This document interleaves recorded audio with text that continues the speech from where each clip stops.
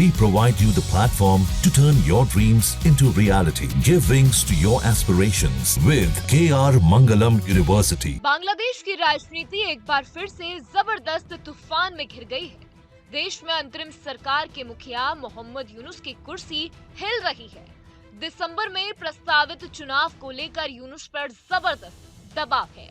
सबसे बड़ा दबाव बांग्लादेश के आर्मी चीफ की तरफ से आ रहा है और अब इस पूरे मामले में खुद पूर्व प्रधानमंत्री शेख हसीना ने भी मोर्चा खोल दिया है। शेख हसीना ने मोहम्मद यूनुस पर गंभीर आरोप लगाए हैं। उन्होंने कहा कि यूनुस बांग्लादेश को अमेरिका के हाथों बेच रहे हैं। इतना ही नहीं, उन्होंने यूनुस को आतंकियों का नेता तक कह डाला।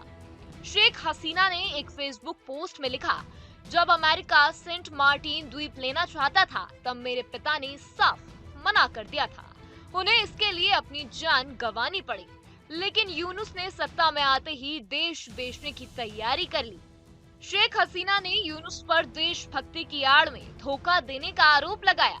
उन्होंने कहा कि जिस देश ने 1971 में 30 लाख शहीदों की कुर्बानी देकर आजादी पाई, उस देश की 1 इंच जमीन भी कोई नहीं दे सकता। लेकिन अब यूनुस वही कर रहे हैं। एक समय था जब लोग उन्हें सर आंखों पर बिठाते थे, लेकिन आज वही व्यक्ति सत्ता में आकर आतंकियों से हाथ मिला रहा है और अमेरिका की गोद में बैठ गया है।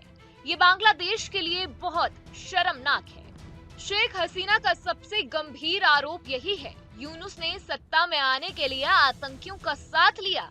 उन्होंने दावा किया है कि यूनुस ने ऐसे संगठनों से हाथ मिलाया है जिन्हें दुनिया भर में बैन किया गया है।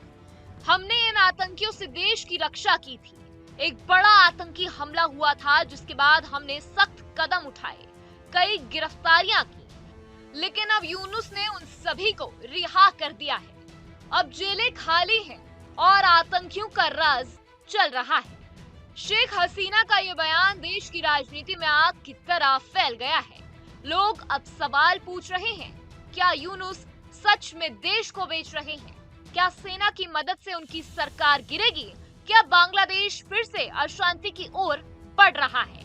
शेख हसीना ने ये भी संकेत दिया है कि अमेरिका की भूमिका संदिग्ध है।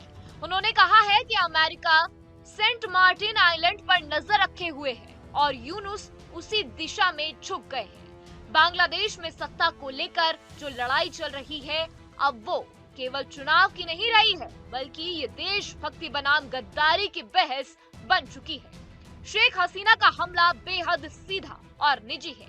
अगर सेना का दबाव बढ़ा और जनता का गुस्सा उभरा तो यूनुस की कुर्सी कभी भी गिर सकती है।